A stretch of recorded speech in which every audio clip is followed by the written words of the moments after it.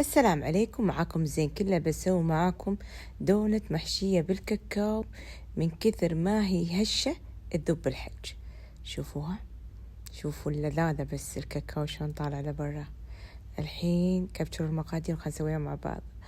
أول شيء أحط كوب الحليب السائل طبعا، وأضيف عليه ربع كوب سكر أو نص كوب سكر حسب الرغبة، مع ملعقة كبيرة من الخميرة، وأخلطها بهالطريقة. بعدين راح أضيف عليهم بيضة، أكون حاطة مع البيضة فانيليا ورشة الخل عشان الإسفارة. بعدين عندي بطاطا طايحتها أو سالقتها، وبعدين طحنتها وأحطها معاهم، وأحط عليهم رشة ملح وملعقة صغيرة من بيكربونات الصوديوم، وأحطها بالخلاط بهالطريقة، وأضيف ظرف من دريم ويب على الطحين، وأبدأ أحط الطحين تدريجيا 3 أكواب ونص تقريبا. وبعدين راح أضيف عليهم الزبدة هم تدريجيا. حطي في بالك الزبدة والطحين تضيفينهم تدريجيا.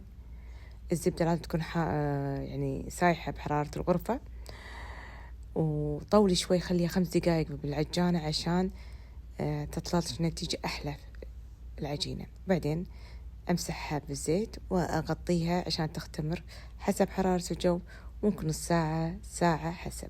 بعدين أفردها كذي بهالطريقة. إذا عندك قطاعة خير وبركة، ما عندك أي قلاص عندك بالحجم اللي تبينه، كبير صغير براحتك، تقطعينها بهالطريقة. ويفضل تحطينها بورق زبدة، وعقب شوفوا بهالطريقة، شفتوها، وتقطعونها عشان ما تأذيكم، تحطونها بزيت غزير وحار وتقلونها بهالطريقة، بس يتغير لونها بهاللون تقلبينها. عشان تفخت.